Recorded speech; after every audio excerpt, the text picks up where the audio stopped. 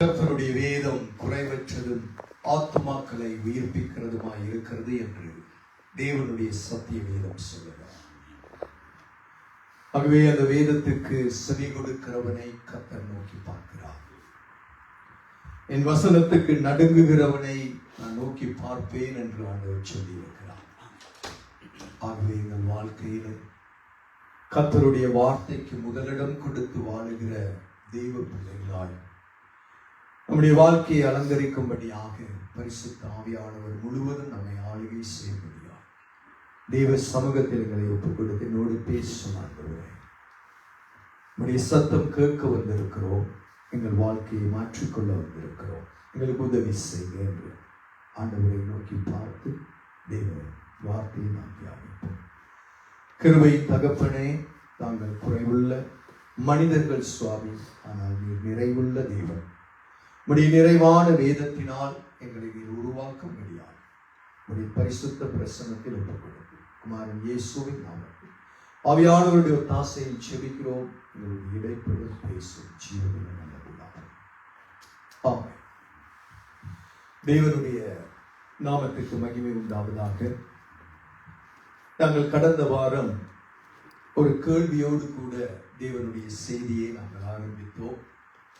நம்முடைய விசுவாசம் செத்ததா ஜீவன் உள்ளதா? நம்முடைய விசுவாசம் செத்ததா ஜீவன் உள்ளதா?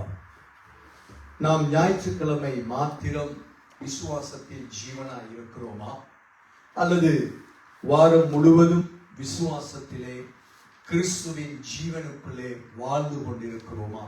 இப்படி பல கேள்விகளின் மத்தியிலே தேவ செய்தியை நாங்கள் பார்த்தோம். அதிலே உங்களுக்கு மிக முக்கியமாக 3 விதமான விசுவாசத்தை மனிதனுக்கு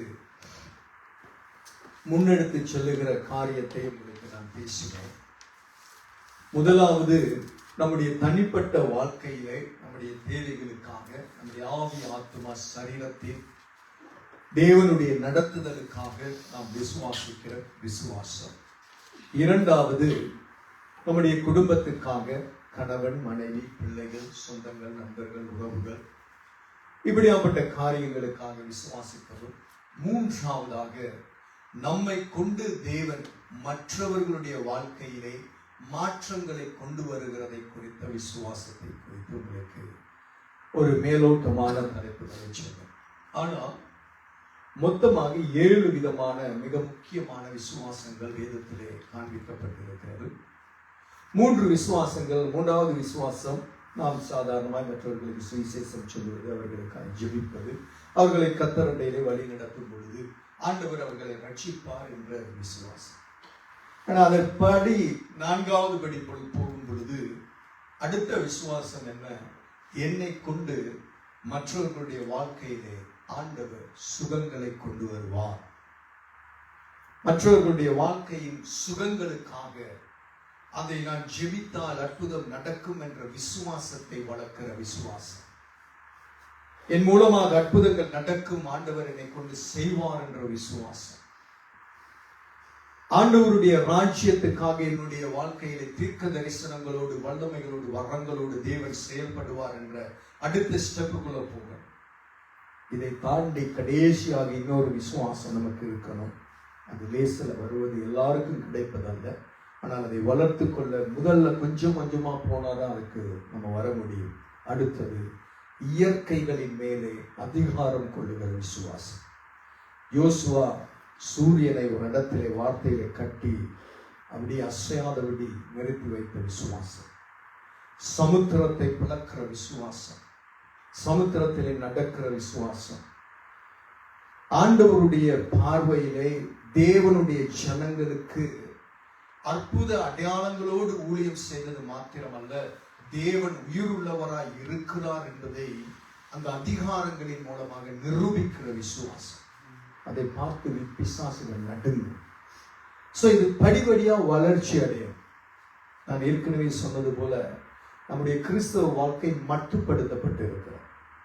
ஒரு குறுகிய வட்டத்துக்குள்ளே கிறிஸ்தவர்கள் ஞாயிற்றுக்கிழமை வந்தா ஆண்டவருடைய சமூகத்தில் நான் ஜெபிச்சா ஆண்டவர் ஏதாவது எனக்கு செய்வார் என்றதிலையும், என் குடும்பத்துல என் பிரச்சனைக்காக முழங்கால நான் அழுது புலம்புனா கர்த்தர் கேட்பார் என்றதையும், எனக்கு வேலை கிடைக்கும், வியாபாரம் நடக்கும், படிப்பு நடக்கும், என்னுடைய சுகபலம் நடக்கும் என்ற இந்த குறுகிய வட்டத்தில் மாத்திரம்தான் 100% விதமான கிறிஸ்தவர்கள் தங்களுடைய விசுவாசத்தை பயன்படுத்தி கொண்டிருக்கிறார்கள். இது தேவையில்லை என்று நான் சொல்லவில்லை, இது கட்டாயம் தேவை. ஆனா நான் என்ன சொல்லுகிறேன், அதிலே மாத்திரம் நிற்காதீங்க. அடுத்த ஸ்டெப்புக்கு போங்க. அடுத்த ஸ்டெப்ல மற்றவருடைய வாழ்க்கையை என்னை கொண்டு தேவன் உருவாக்குவார் என்ற விசுவாசத்தை வளர்க்கணும். சில கடினமான மனிதர்கள் இருப்பாங்க, வேலை செய்கிற இடங்கள்ல நீங்க பாப்பீங்க. தேவனை பத்தி சொன்னா கூட கேட்க மாட்டாங்க, இது பண்ணுவாங்க, அப்படியெல்லாம் இருப்பார்கள். அநேகம் தேவனுக்கு விரோதமா முரட்டாட்டமான வாழ்க்கை வாழுகிறவர்கள் இருப்பார்கள். ஆனால் நாம் விசுவாசிக்கிறோம், ஆண்டவரே என்னை கொண்டு இந்த மனிதனுடைய வாழ்க்கையை மாற்றுவேன். விசுவாசம். ஏன்னா விசுவாசிக்கிறவனுக்கு எல்லாமே நடக்கும். விசுவாசம் இல்லாமல் தேவனுக்கு பிரியமாய் இருப்பது கூடாது. நம்மளே அதிகமாக நேரம் சொல்லிடும், அவன்கிட்ட நான் சொன்ன கேட்கிறானே இல்லை, அப்புறம் எங்க ஆண்டவர் பார்க்கிறார். ஆண்டவர் வானத்திலிருந்து பார்க்கிறவர் அல்ல, மற்றபடியாக அவர் அங்கே இருந்து கொண்டு சும்மா இருக்கிறவர் அல்ல, நம்மை கொண்டுதான் காரியம் செய்வார். சோ தேவச்சனமே ஸ்டெப் பை ஸ்டெப்பா நம்முடைய வாழ்க்கையிலே விசுவாசத்தை வர்த்திக்க பண்ணுவோம், விசுவாசத்துல வளர்ச்சி அடைவோம், விசுவாசத்துல கர்த்தருக்குள்ள அணுகல் கொள்ளுவோம். நம்முடைய தேவை, நம்முடைய குடும்ப தேவைக்காக மாத்திரம் நம்முடைய விசுவாசம் இருக்காதபடிக்கு பிற ஜனங்கள், வெளியில் உள்ள ஜனங்கள், அழுகிற தேசங்களுக்காக நம்முடைய விசுவாசம் பலப்படுத்தப்படட்டும், உருவாக்கப்படட்டும். அதை வளர்த்து கொள்ளும். வேதம் சொல்லுகிறது, விசுவாசத்தை தொடக்குகிறவரும் விசுவாசத்தை முடுக்கிறவருமாகிய கிறிஸ்து இயேசுவை நோக்கி நமக்கு நியமித்திருக்கிற இந்த ஓட்டத்திலே பொறுமையாய் ஓடுகிறோம். நம்ம பொறுமையோடி படுத்து கிடக்கிறதல்ல, அப்படியே ஒரு இடத்துல உட்கார்ந்து இருக்கிறதல்ல, கிரியைகளிலே காத்திருந்து வேலை செய்து ஜெபித்து, ஆண்டவர் இன்னைக்கு ஜெபிச்சா நாளைக்கு நடக்கணும் என்றல்ல, தேவன் இதை செய்வார்ங்கிற பொறுமையில விசுவாசத்தில் மேற்கொள்ளுகிற விசுவாசத்தை தேவன் நமக்கு தருவாராக. கடந்த வாரம் உங்களுக்கு நான் சொன்னேன், எபிரேயருடைய புத்தகம் 11வது அதிகாரத்திலே 16 பேருடைய பெயர் பட்டியல் கொடுக்கப்பட்டிருக்கிறது. விசுவாச வாழ்க்கையிலே வெற்றி கொண்டவர்களுடைய 16 பட்டியல் இருக்கிறது. குறைந்தது 20-25 செய்திகள், மெசேஜஸ் அந்த அதிகாரத்துக்குள் அடங்கி இருக்கிறதுன்னு சொன்னேன். என்னை விட்டா நான் 25 மெசேஜ் குறைஞ்சது பேச கூடுமே தவிர குறையாது என்று சொன்னேன். அதில் ஒரு மனிதனை, ஆபேலை குறித்து மேலோட்டமாய் சொல்லி இந்த வாரம் அதை உங்களோடு பேசுகிறேன் என்று சொன்னேன். இப்பொழுது மறுபடியுமாக எபிரேயருடைய புத்தகம் 14வது அதிகாரம் 4வது வசனத்துக்குள்ளே நம்முடைய கவனத்தை நாம் செலுத்துவோம். Book of Hebrews chapter 11 verse 4. எபிரேயருடைய புத்தகம் 11வது அதிகாரம் 4வது வசனம். வாசிக்கிறீங்களா? விசுவாசத்தினாலே ஆபேல் காயினுடைய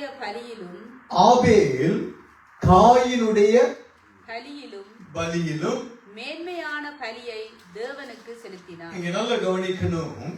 நான் கடந்த வாரம் ஒரு சில காரியங்களை உங்களுக்கு மேலோட்டமா அந்த காரியங்களை சொன்னேன்.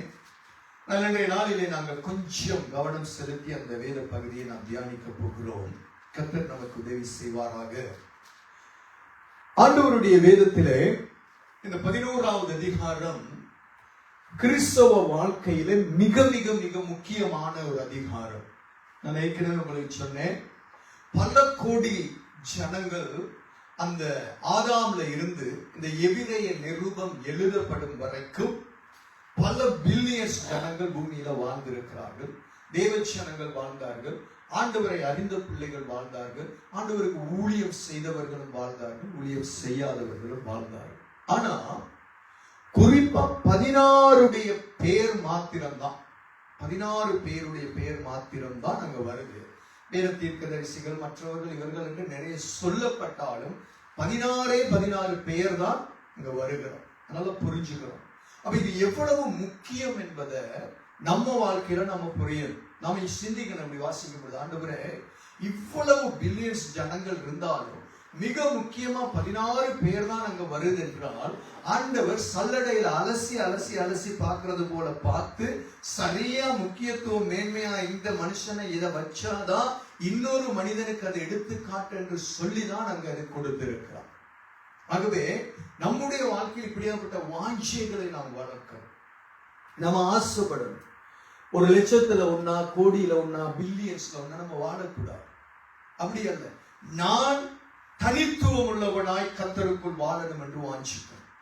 என்னை கொண்டு தேவன் செய்கிற காரியம் மற்றவன் செய்வது போல நான் செய்கிறேன் என்று இருக்கவே கூடாது.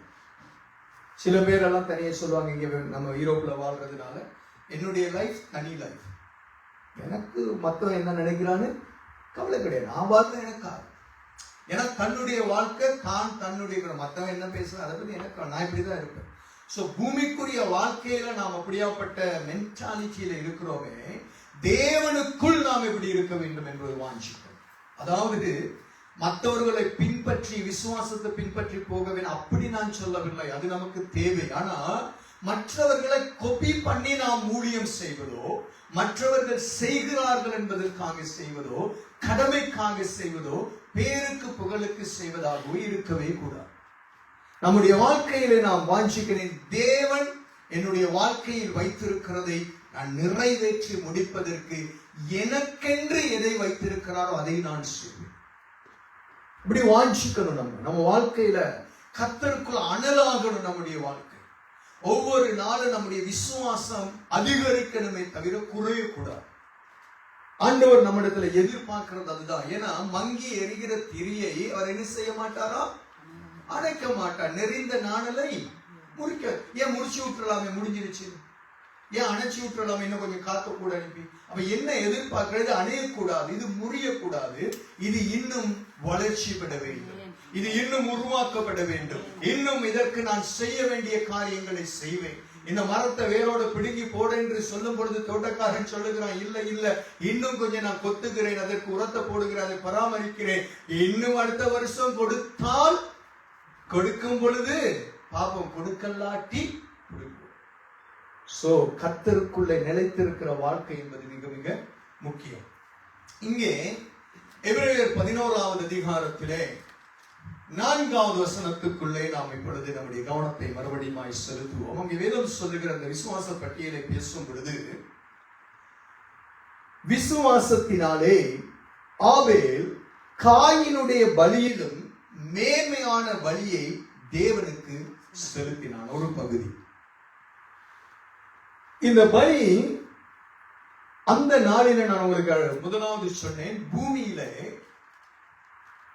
இரத்த பலி கொடுத்த மனிதர்களிலே முதல் பலி செலுத்தினவன் ஆபேல் ஆண்டவருக்கு. மனிதர்களிலே முதலாக யார் பலி செலுத்தினது? ஆனா இது எப்படி இவனுக்கு தெரியும்? ஆண்டவர் இந்த பலியை எப்படி ஏற்றுக்கொள்ளுவார், இந்த பலியை ஆண்டவர் எப்படி அங்கீகரிப்பார் என்று அவன் புரிந்திருந்தான். அல்ல கவனிங்க, ரத்தம் செலுத்ததினால தான், கொடுத்த கன்றுகளை செலுத்தினதுனால தான் ஆண்டவர் அவனை அங்கீகரித்தார் என்றும், மற்றவன் மரக்கறிகளை ஊசி போனதை அழுகி போனதை கொண்டு வந்தா, சண்டே ஸ்கூல்ல சின்னதுல இருந்து பிள்ளைங்களுக்கு அப்படி படிச்சு கொடுத்திருக்காங்க. நிறைய அழுகி போனதை கொண்டு வந்தாரு காயின், அதனால அதை அங்கீகரிக்கல, அப்படி படிச்சு கொடுத்திருக்காங்க. ஆனா அது தவறான ஒரு படிப்பினை, தவறான விஷயம். ஆனா நல்ல கவனிக்கணும், இங்கே ஒரு காரியம் சொல்லப்படுகிறது, அவனுடைய பலி விசுவாசத்துக்குரியதாயிருந்தது. முதலாவது அவன் கர்த்தரண்டையிலே தான் படைத்து கொண்டு வருவதும் பொழுது இதை தேவன் அங்கீகரிப்பார், இதை ஏற்றுக்கொள்ளுவார் என்ற விசுவாசம் அவனுக்குள் இருந்தது. விசுவாசம் யாருக்கு வரும்? விசுவாசம் எப்ப இருக்கும்? நல்ல கவனிங்க. பிள்ளைங்க படிக்கிறீங்க, நிறைய பேர் ஸ்கூலுக்கு போறீங்க, எக்ஸாம் வருது. எக்ஸாம்ல இப்ப நீங்க போகும் பொழுது ஒருத்தர் கேட்கிறா, நீங்க பாஸ் பண்ணிடுவீங்களா? நம்ம என்ன சொல்ல, சில பேர் சொல்லுவாங்க தெரியல, மேபி, அப்படி இப்படி. சில பேர் சொல்லுவாங்க, ஓ நான் நல்லா படிச்சிருக்கிறேன், ஷுவரா நான் என்ன சொல்லுவேன், கான்ஃபிடென்ட்டா பாஸ் மார்க் எடுப்பேன். இன்னும் சில பேரை கேட்டீங்கன்னா, கொப்பியே பாடத்தையே படிச்சே இருக்க, அவங்க சும்மா போயிட்டு எழுதிட்டு வர ஐயா, பாஸ் பண்ணா பாஸ் பண்ணாட்டி என்ன, எனக்கு தெரியும், எனக்கே தெரியும் பாஸ் பண்ண. ஏன் பாஸ் பண்ண மாட்டேன்? நான் என்ன செய்யல? படிக்கல. நான் பிராக்டிஸ் பண்ணல. நான் அதை அதற்கான கால நேரங்களை செலவழிக்கல. அதனால நடக்காது. சேர்ந்தே கிறிஸ்டியானிட்டி. அதேதான் கிறிஸ்துவ வாழ்க்கையில, நம்முடைய தனிப்பட்ட வாழ்க்கையிலே நம்முடைய தேவனோடு இருக்கிற உறவு, அவருடைய வார்த்தையின்படி வாழுகிற வாழ்க்கை, கர்த்தருக்கு பிரியமானதை செய்கிற ஒரு வாழ்க்கையும் இல்லாம நாம் கொடுக்கிற காணிக்கையோ, நாம் கொடுக்கின்றதான பலிகளையோ, நாம் ஏறெடுக்கிறதான ஜெபத்தையோ தேவன் அங்கீகரிப்பாரா இல்லையா என்பது நமக்கே தெரியும். ஜெபம் இல்லாத ஒரு வாழ்க்கை, ஆண்டவரோடு உறவில்லாத வாழ்க்கை, ஆண்டவரோடு கூட நம்முடைய வாழ்க்கையில பயணிக்க முடியாத ஒரு சூழ்நிலை இருக்கும் பொழுது எப்படி தேவன் நான் கொடுப்பதை அங்கீகரிப்பார், என் ஜெபத்தை கேட்பார், என் சத்தத்துக்கு பதில் கொடுப்பார் என்று எப்படி விசுவாசிக்க முடியும்? ஆனா நம்ம ஒரு கவரிங் பண்ணுவோம். ஆண்டவரே, நான் பாவி ஆண்டவரே, உங்களுக்கு என்னை பத்தி தெரியும் தானே ஆண்டவரே, என் நிலைமை உங்களுக்கு தெரியும் தானே ஆண்டவரே, என் குறையெல்லாம் உங்களுக்கு தெரியும் தானே ஆண்டவரே, என்னைய மன்னிச்சு ஏத்துக்கிறீங்கன்னு மறுபடி அதே பட்டரை பூசி அவர்கிட்ட நாம இருக்க பார்ப்போம். ஆனா நல்லா கவனிக்கணும், நமக்கு ஒரு விசுவாசம் வரும் எப்பனா, என் தேவனுடைய பிரசன்னத்தில் நான் இருக்கும் பொழுது, என் தேவனோடு கூட என்னுடைய உறவு சரியா இருக்கும் பொழுது, என் தேவனோடு கூட அவரோடு கூட நான் சஞ்சரிக்கிற அந்த வாழ்க்கை சரியாக சீர்பொருந்தி இருக்கும் பொழுது எனக்கு விசுவாசம் உண்டு. நான் எங்க போனாலும் என் தேவன் வருவார். என் வாழ்க்கையில் அவர் என்னை கைவிடவே மாட்டார். காரணம், இயேசு சொன்னார் யோவான் 8வது அதிகாரத்திலே, நான் என் பிதாவுக்கு பிரியமானதை எப்பொழுதும் செய்கிறபடியால் அவர் என்னை தனியே இருக்க விட மாட்டார். அதுதான் அறிக்கை, அதான் விசுவாசம், அதுதான் நம்ம வாழ்க்கையில் இருக்கணும். அப்ப காயினுடைய பலியை பார்க்கிறோம், ஆபேலுடைய பலி அங்கீகரிக்கப்படும் என்று அவனுக்கு தெரிந்ததனுடைய நோக்கம், காயினை பார்க்கிலும் ஆதாமை பார்க்கிலும் ஏவாளை பார்க்கிலும் ஆபேல் தேவனோடு உறவு வைத்திருந்திருக்கிறான். தேவனோடு கூட அவனுடைய வாழ்க்கை சரியா இருந்திருக்கிறது. தேவனோடு கூட அவன் சஞ்சரித்திருக்கிறான். தேவனுக்கு எது பிடிக்கும் எது பிடிக்காது என்பதை தேவன் அவனோடு கூட தன்னுடைய உறவை வைத்துக் கொண்டு வெளிப்படுத்தி இருக்கிறான். எந்த காலகட்டம், எந்த நேரத்தில் இவன் இந்த பலியை செலுத்துகிறான்? ஆதியாகமத்தின் புத்தகத்துக்கு திருப்புங்கள். நான் எபிரேயருக்கு மறுபடி வருகிறேன். 3வது அதிகாரம். ஆண்டவர் 16வது வசனத்திலே இருந்து 19வது வசனம், இந்த 4 வசனங்களிலே ஆதாமுக்கும் ஏவாளுக்கும் 9 விதமான சாபங்களை கொடுக்கிறார். எத்தனை சாபங்கள்? 9. ஏவாளுக்கு 3 விதமான சாபம், தேவனுடைய கோபத்தின் அறிக்கை.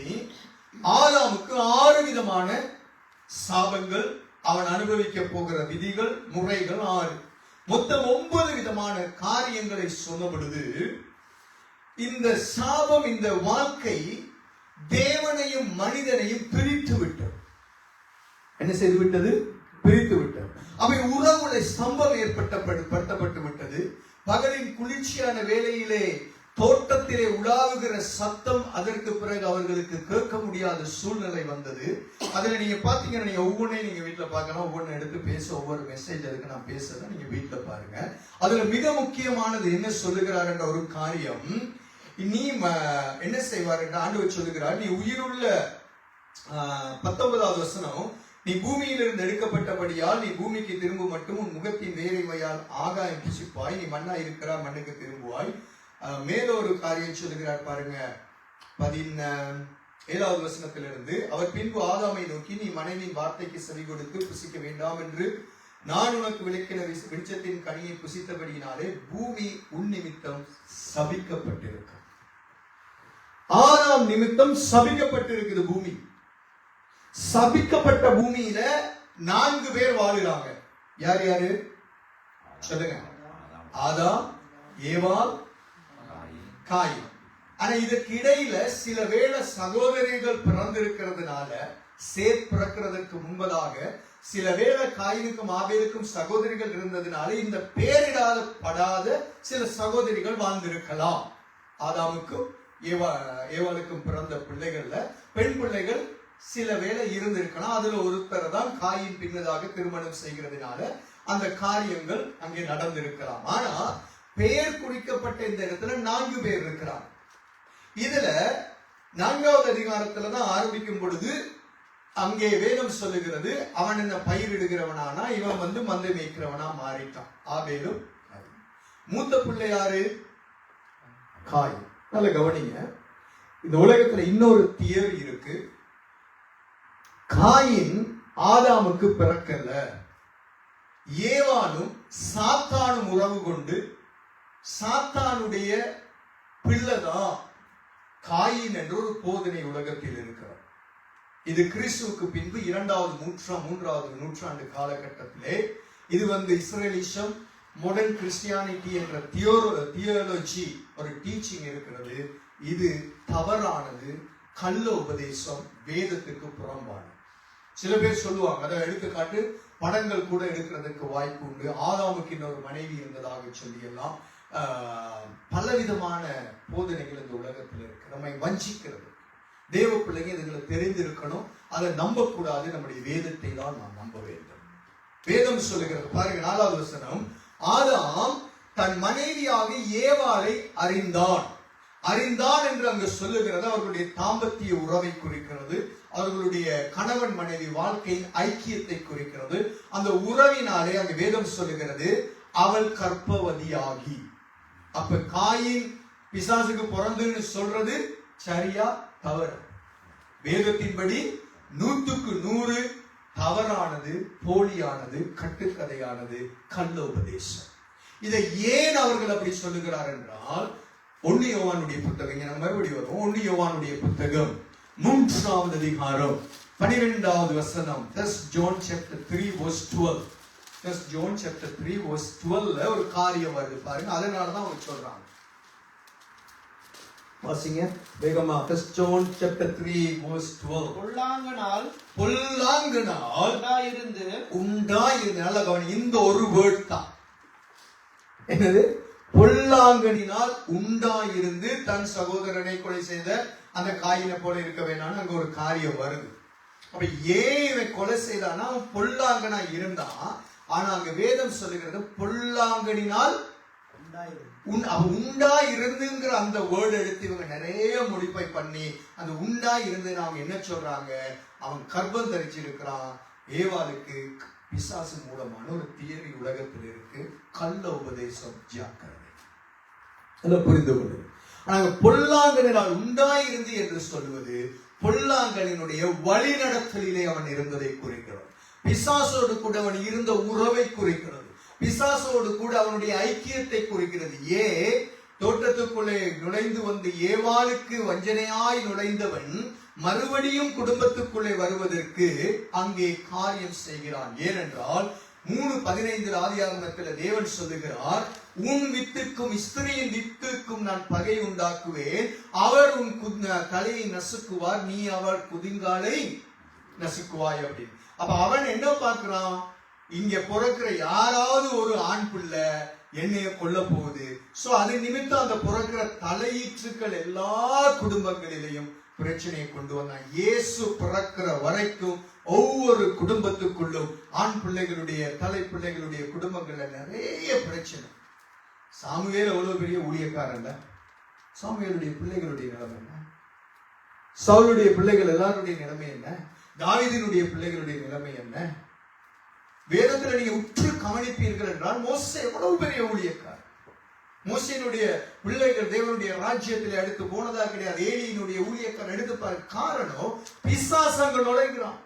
நோவாவினுடைய குடும்பத்துல 3 பேர்.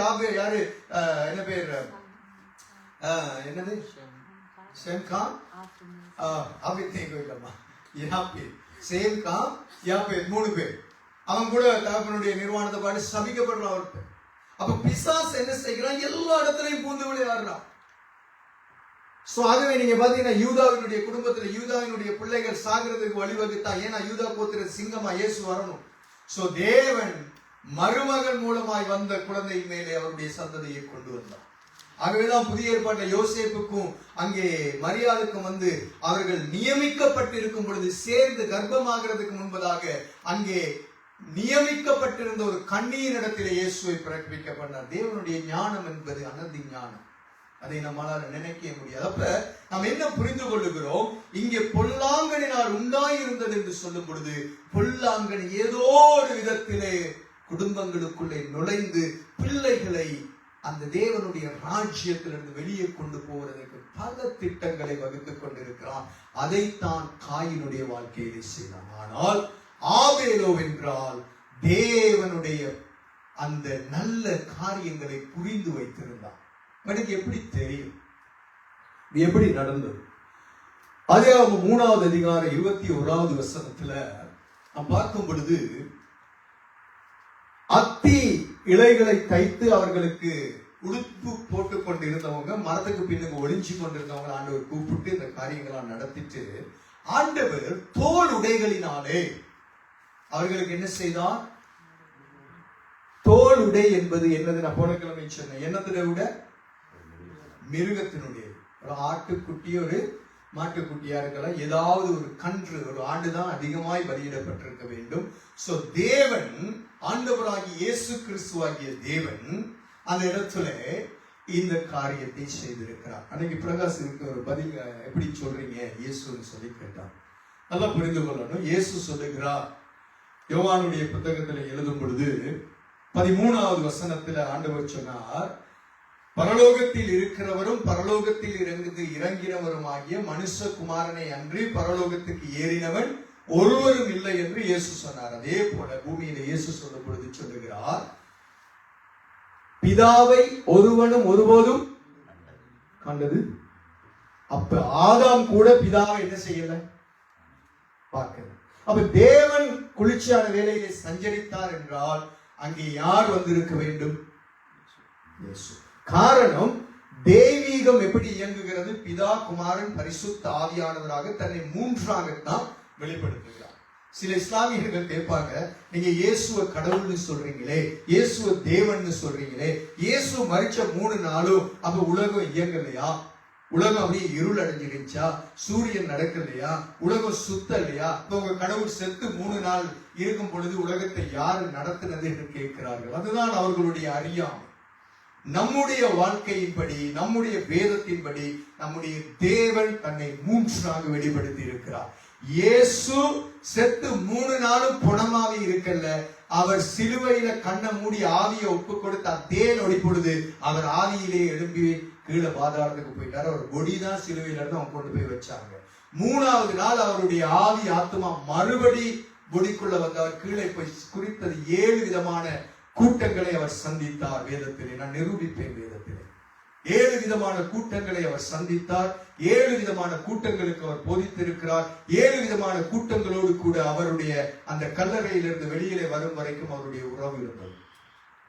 ஆனா அவர் அங்கே கீழே போய் வேலை செய்யும் பொழுது பரிசுத்த ஆவியானவராகிய தேவன், பிதாவாகிய தேவன் மிகுதியான காரியங்களை அவர்கள் செய்து கொண்டே இருந்தார். நம்முடைய தேவன் எப்படித்தான் இருக்கிறார். ஆகவே இயேசு கிறிஸ்து தான் எங்கே வந்திருக்கிறார்? இது இன்னொரு காரியம். பிதாவினுடைய சிங்காசனம் வந்து அக்கினியினாலே உருவாக்கப்பட்டது. அவருடைய சிங்காசனம் அக்கினி பொறிகள், தீப்பொறிகள் பறக்கும். அதை சுற்றி 4 மிருக ஜீவன்கள் இருக்கும். சேராபீன்கள், கேராபீன்கள் இருப்பார்கள். தேவன் ஒரு நொடி பொழுதில எங்க போகணும்னு நினைக்கிறாரோ அடுத்த செகண்ட் இந்த 4 ஜீவன்களும் அந்த சிங்காசனத்திலே தேவனோடு பயணிக்கின்ற, அது என்ன சொல்றது, பயங்கரமான வல்லமையாக தேவன் செயல்படுவார்.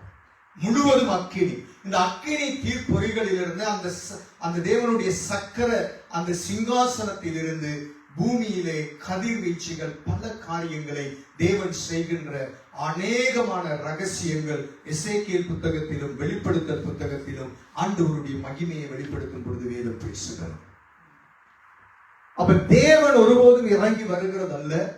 தேவன் அனாதி திட்டத்தை, அனாதி ஆலோசனையை, அனாதி தீர்மானங்களை, அனாதியான காரியங்களை செய்வதற்கு பிளான் பண்ணுவார். இயேசுவை கொண்டு, பரிசுத்த ஆவியானவரை கொண்டுதான் இதை செய்கிறவர். ஆகவே இயேசு இந்த பூமியிலே ஆதாம் ஏவாளுடைய அந்த பாவத்துக்கு ஒரு நிவாரணமாக, தான் பூமியிலே வந்து பலியாவதற்கு ஒரு முன்னடையாளமாக அங்கே ஆடுகளை பலியாக செலுத்தி இருக்கிறார். அந்த பலி செலுத்தப்பட்டதான அந்த ஆட்டு தோலிலிருந்து ஆண்டவராகிய தேவன் அவர்களுக்கு தோல் உடைகளை உண்டு பண்ணி உடுத்து வைத்திருக்கிறார். நான் தையக்காரங்கிறதுல சந்தோஷப்படணும். என் தேவன் தைத்து கொடுத்திருக்கிறார் போல உடுத்த. ஆண்டவருக்கு மகிமை உண்டாகட்டும். எப்படித்தான் தேவன் செய்தார். ஆகவே வேதத்துல டிரெக்டா அது இயேசுவானு இப்பேர் கொடுக்கப்படாட்டி அங்கே நடக்கிற சம்பவங்கள், காரியங்கள், அவருடைய செயல்பாடுகள் அப்படித்தான் நம்முடைய பிதாவினுடைய திட்டங்களையும் குமாரனுடைய திட்டங்களையும் ஆவியானுடைய திட்டங்களையும் வேதத்தில் அடையாளம் காண முடியும். கவனிங்க, ஆண்டவர் அந்த செலுத்தின பலியை ஆதாம் ஏவாளுடைய வாழ்க்கையிலே நிச்சயமாக ஆபேல் கேட்டு அறிந்திருக்கிறார். தகப்பன் தாய் தேவனோடு கூட சஞ்சரித்து இல்லாவிட்டால், நல்லா யோசிச்சு பாருங்க, இவர்கள் ஏதேன் ஆதாம ஆண்டவர் ஏதேன் தோட்டத்துக்கு உள்ளுக்கு உண்டு பண்ணாரா வெளியே உண்டு பண்ணாரா? உள்ளே வெளியே உள்ளே வெளியே உள்ளே வெளியே உள்ளே வெளியே வா வெளியே உண்டு பண்ணிட்டு தோட்டத்துக்குள்ள கொண்டாரு. நீங்க என்ன சொல்றீங்க ராஜண்ணா? தோட்டத்து உள்ளுக்கு. நீங்க ஆமோதிக்கிறவங்க எத்தனை பேர், மறுதளிக்கிறவங்க எத்தனை பேர்? சைலண்டா இருந்தாங்க நல்லதுன்னு எல்லாரும் சைலண்ட். எங்க உள்ளுக்கா வெளியில? நல்ல கவனிக்கணும். ஆதாமை தேவன் ஏதேன் தோட்டத்து உள்ளுக்குள்ள உருவாக்க இல்லை. நல்லா புரிஞ்சுக்கணும்.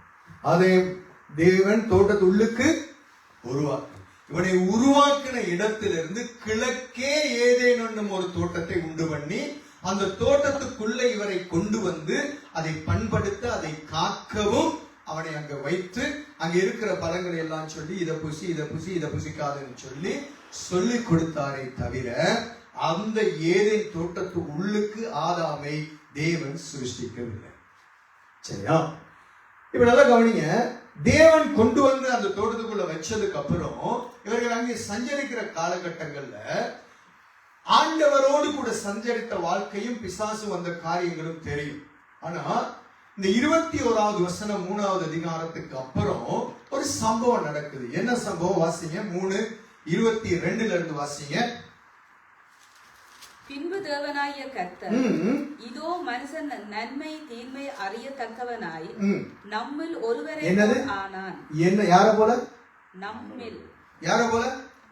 அங்க தெய்வீகம் வெளிப்படுத்தப்படுகிறது. நம்மில் யாரு சொல்றாரு? தேவதூதர்களே உங்களே என்னைவா? யார? பிதா குமாரன். அவர் உருவாக்கும் பொழுதே சொன்னார் நமது சாயலாகவும் நமது ரூபத்தின் படியும் உருவாக்கு. இங்கே வேதத்தை வெளிப்படுத்துறது நம்மில் ஒருவனை போல ஆனான். இப்பொழுதும் அவன் தன் கையை நீட்டி ஜீவ விருட்சத்தின் கனியை பறித்து புசித்து என்றைக்கும் உயிரோடிராதபடிக்கு செய்ய வேண்டும் என்று அவன் எடுக்கப்பட்ட மண்ணை பண்படுத்த தேவனாகிய கர்த்தர் அவனை ஏதேன் தோட்டத்தில் இருந்து அனுப்பி. இப்ப என்ன சொல்லுகிறது? அவன் எடுக்கப்பட்ட மண்ணை முதல்ல எங்க கொண்டு வந்தாரு? தோட்டத்தை பண்படுத்த. இப்ப எங்க அனுப்பிடுறாரு? நீ எடுத்த மண்ணை பண்படுத்த தான் ஐயா நீ லாய்க்கு, நீ இந்த தோட்டத்தை பண்படுத்த லாய்க்கு இல்ல அனுப்ப. கவனிங்க, இவர் அனுப்பி விட்டார்னு வசனம் சொல்லுது. அடுத்த வசனத்தை பாருங்க. அவர் மனுஷனை துரத்தி விட்டு. என்னது? மனுஷனை. முதலாவது வசனம் அனுப்பி விட்டான். அவன் போய் இருக்கிறான். மறுபடியும் என்ன செஞ்சிருக்கிறான்? நைசா நுழைய பார்த்திருக்கிறான். என்ன செஞ்சிருக்கிறான்? முதல்ல அனுப்பிவிட்டார் என்று தெளிவாய் சொல்லுகிற தேவேதம் திருப்பி ஆரம்பித்து துரத்தி விட்ட பின்பு துரத்துனது மாத்திரம் கிடையாது, கேருபீன்களை சுடரொளி வீசிக்கொண்டிருக்கிற பட்டயத்தையும் 3 காரியங்களை காவலாக வச்சிருக்க. நீ அதுக்கு போகக்கூடாது. ஏன்னா அந்த ஜீவ விருட்சத்தின் கனியை அவன் புசிச்சாலும் சாகவே மாட்டான். மனிதனுக்கு அது வேத சாக கூடாதுங்கிறதான் தேவனுடைய திட்டமா இருந்தது. ஆனா இவர்களுடைய பாவத்துக்கு பின்பு சாகாமே இருந்தால் அவர்களுடைய வாழ்க்கை முழுவதும் வேதனையும் வியாதிகளும் வரங்களும் நிறைஞ்சி நிறைஞ்சி நிறைஞ்சி மனுஷன் அதிலேயே நொந்து வெந்து போவான். அதனாலதான் ஆண்டவர் அதை கட் பண்ணி கேருபீன்களையும் சுடரொளி வீசிக்கொண்டிருக்கிற பட்டயத்தையும் அதற்கு காவலாக நுழைய வைத்தார். இப்ப இவர்கள் அந்த தோட்டத்துக்கு கிழக்கு போய் கற்பனை பண்ணி பாருங்க, பைபிள் விளங்கும். இப்ப அங்க கிழக்கு பக்கத்துல இருந்து விளக்கியாச்சு, இங்க வந்து நிக்கிறாங்க. இப்ப இவங்க பிள்ளைங்க நல்லா கவனிங்க, ஆண்டவராகிய தேவன் இவர்கள் துரத்தி விக்க விடப்பட்டதுக்கு பின்பும் இவன் பலி செலுத்துகிற காலம் வரைக்கும் குறைந்தது 20 வருட காலம் இருக்கிறது. துரட்டி விட்டதுக்கு அப்புறம் தான் பிள்ளைகள் பிறகுறாங்க. பிள்ளைகள் பிறந்த உடனே இவங்க பலி செலுத்தல. ஏன்னா இவன் வந்து மந்தை மேய்க்கிறவனா மாறி இருக்கிறான். மந்தை மேய்த்து அதை வந்து அறிஞ்சு புரிஞ்சு கொள்ளுகிற ஒரு நிலைமை வரும்னா குறைந்தது ஒரு 18 வயசுக்கு மேற்பட்ட ஒரு அடல்ட் அவன் இருந்திருக்கணும். அதுக்கப்புறம் தான் இதை கேட்டு கொஞ்சம் கொஞ்சமா ஆண்டவருடைய பத்தி காரியங்கள் அறிஞ்சு இவன் இந்த பலிகளை கொண்டு வர்றதுக்கு முதலாவது காயின், சில அறிஞர்கள் சொல்லுகிறார்கள் காயினும் ஆபேலும் இரட்டை குழந்தையாக இருந்திருக்கலாம் என்று சொல்லுவாங்க. காரணம் ஏன்னா பாத்தீங்கன்னா முதல்ல சொல்லுது, ஆதாம் தன் மனைவியாகி ஏவாளை அறிந்தான், அவள் கர்ப்பவதியாகி காயினை பெற்று கர்த்தர் ஒரு மனுஷனை பெற்றேன் என்றால் பின்பு அவனுடைய சகோதரனாகிய ஆபேலை பெற்றால் அப்படிதான் வருது. இரண்டாம் தரம் சொல்லல, என்னது இரண்டாம் தரமும் அவள் அறிந்தான் என்று வர, அதை வைத்துக் கொண்டு ட்வின்ஸ் சொல்லுவாங்க. எனக்கு தெரியும் இருக்கலாம் இல்லாம இருக்கு. 5வது அதிகாரத்திலையும் ஆதாம் வம்ச வரலாறு தொடங்கும் போது ஆதாம் 130 வயதான போது தன் சாயலாக தன் ரூபத்தின்படியே குமாரனை பெற்று அவனுக்கு சேத் என்று பெயர் வச்சாங்க. ஆனா இங்க அப்படி வராததை வச்சு சில அறிஞர்கள் சொல்லுகிறார்கள், நமக்கு தெரியும். ஆனா ட்வின்ஸ் இல்லையோ, ஒத்தையோ ரெட்டையோ நமக்கு முக்கியம் இல்லை. ஆனால் 2 பேர் இருந்திருக்கிறாங்க. இவர்களுடைய வாழ்க்கையிலே நல்லா கவனிங்க, தேவனுக்கு பலி செலுத்தும் பொழுது அதை தேவனை ஏற்றுக்கொள்ளுவார் என்ற நிலைமை புரிகிற அளவுக்கு அந்த ஆபேலுக்கு பக்குவம் இருந்திருக்கிறார். அப்ப குழந்தை பிள்ளை கிடையாது, சின்னவர்கள் கிடையாது. சோ குறைந்தது 20க்கும் 30 வருடத்துக்கும் காலகட்டம் இருந்திருக்கு. அப்ப இந்த காலகட்டங்கள்ல ஆதாம் ஏவாள்கிட்ட அந்த தோட்டத்தை தூரத்துல இருந்து ஆடு மேடு மாற்றிட்டு போறேன், சில போயிருப்பான், அந்த பக்கம் பார்த்திருப்பான். அப்ப வந்து கேட்டுருவான், அப்பா இந்த இடத்துக்கு இப்படி இருக்கே, போக முடியல, ஏன்? அப்பா என்ன சொல்லியிருப்பாரு? நம்ம பிள்ளைக்கு சொல்லி கொடுக்கிறோமோ இல்லையோ, அங்க என்ன செய்திருக்கணும்? ஆண்டவர் சொன்னார், ஆபிரகாம் தான் தன்னுடைய பிள்ளைகளுக்கு எல்லாத்தையும் சொல்லிக் கொடுப்பான்னு தான் செய்ய போகிறத அவனுக்கு தெளிவுபடுத்தினார். அதே மாதிரி நம்முடைய பிள்ளைகளுக்கு நாம் என்ன செய்யணும்? சொல்லிக் கொடுக்கணும் எல்லா காரியங்களும். எல்லாம் கவனிங்க. அப்ப இங்க என்ன நடக்கிறது என்றால், ஆதாம் ஏவாள் நிச்சயமாக தங்களுக்கு சம்பவித்ததை சொல்லி இருக்க, சொன்னதை வைத்து இவனுக்கு தேவனுக்குள் ஒரு வாஞ்சை வந்து இருக்கணும். அப்ப இவன் ஆசைப்பட்டு இருக்கிறான். அம்மா அப்பா விட்ட பிள்ளைனால அவர்கள் தேவ சமூகத்தை விட்டு ஒடுங்கிட்டாங்க, தப்பு செஞ்சிட்டாங்க. சோ நான் அப்படி இருக்கக்கூடாது. என்னுடைய வாழ்க்கை தேவன் சபித்த பூமியிலே, தேவன் சாபமிட்ட பூமியிலே, தேவன் முள்ளும் கொடுக்கும் உனக்கு முளைக்கும் என்று ஆதாமையும் ஏவாளையும் பார்த்து சொன்ன இந்த பூமியிலே நான் விசுவாசம் உள்ளவனாய் வாழ வேண்டும். ஆபிரகாம பாருங்க, ஆண்டவர் அழைக்கும் பொழுது ஆபிரகாமுடைய அப்பா விக்கிரக ஆராதனைக்காரர். ஏன்னா விக்கிரகங்களை அப்ப அவர்கிட்ட இருந்தா கொண்டு வர, ஏன்னா அவனுக்குள்ள இருந்த ஒரு விசுவாசத்தை ஆண்டவர் கண்டா. கிறிஸ்தவ குடும்பத்தில் இருந்தா நம்மளை கொண்டு வந்தார் ஆண்டவர் இல்லையே. ஆனால் தேவனுடைய தொடுகை, தேவனுடைய திட்டம் நம்முடைய வாழ்க்கையில் இருந்தது, கொண்டு வந்தது போல அந்த ஆபேலுடைய வாழ்க்கையில தேவனுடைய கரம் செயல்பட்டிருக்கிறான். அவன் விசுவாசித்திருக்கிறான். நான் விசுவாசித்திருக்கிறவர் இன்னார் என்று அறிவேன் என்று பவுல் சொல்லுகிறது போல இந்த மனிதன் இங்கே ஆபேல் தன்னுடைய வாழ்க்கையிலே அவன் வாழ்ந்திருக்கிறான். அப்ப அவனுக்கு என்ன நம்பிக்கை? என் தேவன் என் வாழ்க்கையை பார்க்கிறார், என் வாழ்க்கை கர்த்தருக்கு முன்பு சரியா இருக்கு. சபிக்கப்பட்ட பூமி, அம்மா அப்பா துறக்கப்பட்டிருக்கிறாங்க, அன்னைக்காரன் பிசாசனுடைய திட்டத்துல வாழ்ந்துகிட்டு இருக்கான். பட் நானோ என் தேவன் விரும்புகிறபடி வாழ்வதற்கு அழைக்கப்பட்டிருக்கிறேன். இந்த சபிக்கப்பட்ட பூமியிலே நான் கர்த்தரோடு வாழ்ந்து காண்பிப்பேன் என்ற விசுவாச வாழ்க்கை அவனுக்குள் இருந்தோம். சும்மா விசுவாசம் வராது. தேவன் விசுவாசம் உறவு இருந்தால்தான் விசுவாசம் வரும். அந்த பழக்கம் இருந்தாலும் விசுவாசம் வரும். அந்த சஞ்சரிப்பு இருந்தாலும் விசுவாசம் வரும். ஆண்டவரோடு கூட தன்னுடைய வாழ்க்கையிலே நெருக்கம் அதிகரிக்க விசுவாசம் வரும். எந்த அளவு கர்த்தருக்குள்ள நெருங்குகிறோமோ அந்த அளவு என் வாழ்க்கையில் தேவன் அற்புதம் செய்வார் என்ற விசுவாசம் பலக்கும். நமக்கு விசுவாசம் குறுகி போறதுக்கு காரணம் என்ன? உறவு சரியில்லை. சில பேர் எப்பயாவது ஏதாவது நமக்கு ஒரு உதவி தேவைன்னு வைங்க, ஒரு முந்தைய ஒரு 100 வருஷம், ஒரு 50 வருஷத்துக்கு அப்புறம் பழகினவர், இல்லாட்டி ஒரு 20 வருஷம் முதல்ல தெரிஞ்சவர், பழகி இருக்கோம், நல்லா தெரியும். ஆனா 20 வருஷம் ஒரு போன் கோலும் இல்ல, ஒரு தொடர்பும் இல்ல, ஒண்ணும் இல்லை. இப்ப நமக்கு ஒரு பிரச்சனை, நமக்கு ஒரு கஷ்டம். ஆனா அவர் வசதியா இருக்காரு. இப்ப 20 வருஷத்துக்கு முதல்ல நம்ம பார்த்தவர், நமக்கு தெரிஞ்சவர். இப்ப நம்ம அவர்கிட்ட போனா உதவி செய்வாருன்னு நம்புவார். எப்படிப்பட்டவன் நம்புவான்? 20 வருஷம் தொடர்பு இல்லாதவன் நம்புவானா? அனுதின வாழ்க்கையும் அந்த மனுஷனோடு உறவு இருக்கிறவன் நம்புவானா? இவர் எனக்கு இதை செய்வாரு. சொல்லுங்க பாப்போம். சிம்பிள். அவருக்கு நமக்கு சில பேர் சொல்லுவாங்க, சந்தர்ப்பத்துக்கு மட்டும் வருவான், இப்ப பார்த்து போன் அடிக்கிறான், விஷயம் முடிஞ்சா கதைக்கு. அப்படிதான் நம்மளும் இயேசுவோட அப்படிதான். நிறைய நேரம் நம்ம தேவைக்காக முழங்கால் கண்ணீர் எல்லாம் வேலைக்காக அதுக்காக முடிஞ்சிருச்சா, ஆண்டவரே நான் வேலைக்கு போகணும், காலையில நல்ல நித்திர அடிக்கணும், காலையில எழுப்பணும், ஆண்டவரே அந்திக்கு பாக்குறேன், அந்தி கிளம்புனா காலையில பாக்குறேன். இதே வாழ்க்கை. சோ இது அல்ல தேவன் நம்மிடத்தில் எதிர்பார்க்க. தேவன் எதிர்பார்க்கிறது அவரோடு கூட நாம் சஞ்சரிக்கணும், அவரோடு கூட நாம் உறவாடணும், அவரோடு கூட கிட்டி சேரணும், அவரோடு கூட நாம் பழகணும். ஏன் சஞ்சரிக்கிறதுக்கு வந்தாரு தோட்டத்துல? அவருக்கு வேற வேலை இல்லைன்னா, பரலோகத்துல வேலை இல்லைன்னா கீழே இறங்கி வந்தாரு அவரோட சஞ்சரிக்க. என்ன உறவு, ஐக்கியம், அன்பு, அவருடைய நேசத்தை நம்ம பகிர்ந்து கொள்ளணும். உன்னத பாட்டு புத்தகத்தை நாங்க பார்க்கிறோம். அவர் என்னை அறைக்குள் அழைத்து சென்றார், என் மேல் படர்ந்தது அவருடைய நேசம். அவருடைய நேசம் நம்ம நினைப்பணும். தேவ சமூகத்துல இருக்கும் பொழுது தேவனுடைய பிரசன்னம் அன்புல ஊற்றப்படணுமே தவிர கடமைக்காக அல்ல. தேவ அன்பு ஊற்றப்பட ரோமர் 5:5 சொல்லுகிறது, அவர் நமக்கு அருளின பரிசுத்த ஆவியினாலே தேவ அன்பு நம்முடைய இருதயங்களிலே பரிபூரணமாய் ஊற்றப்பட்டிருக்கிறது. That kind of feelings we need to feel in our life each and every single day. அதுதான் தேவ அன்பு. அப்ப விசுவாசம் அவங்களுக்கு தான் வரும். அப்ப ஆபேல் விசுவாசத்துல பலியிட்டான் என்றால் நிச்சயமாய் அவனுக்கு தேவனோடு உறவு சரியா இருந்திருக்கு. அந்த உறவுல தான் அவன் கொண்டு வந்தான். அப்ப அவனுக்கு தெரிஞ்சிருக்கு என் தேவனுக்கு எது பிடிக்கும், எது பிடிக்கும். இன்னொரு ரகசியம் பாருங்க, ஆபேலுடைய காணிக்கையை தேவன் அங்கீகரித்தார், காயினுடைய காணிக்கையோ தேவன் அப்படின்னு தெரியும். தேவன் அங்கீகரித்தது இவனுக்கும் தெரிஞ்சிருக்கு, காயினுக்கும் தெரிஞ்சிருக்கு. எப்படி தெரிஞ்சிருக்கும்?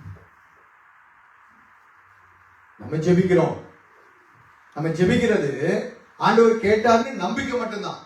ஆனால் இன்னொருத்தருக்கு இவன் கண்டது ஜெபிக்கிறது நம்பல. ஆனால் அதை எப்படி காண்கிறது? இங்கே இவன் பலி செலுத்தினது நிச்சயமாக அங்கீகரித்தார் என்றதற்கு என்ன ஆதாரம்? சரி, மோசைக்கு இதை சொல்லி ஆண்டவர் எழுத வச்சார்னு சொல்லுவோமே. அதிகாரத்து மோசை தானே எழுதினார், ஆண்டவருடைய வழி நடத்தல, அவருக்கு வெளிப்படுத்தி இருக்கலாம் சொல்லுவோம், அது ஓகே.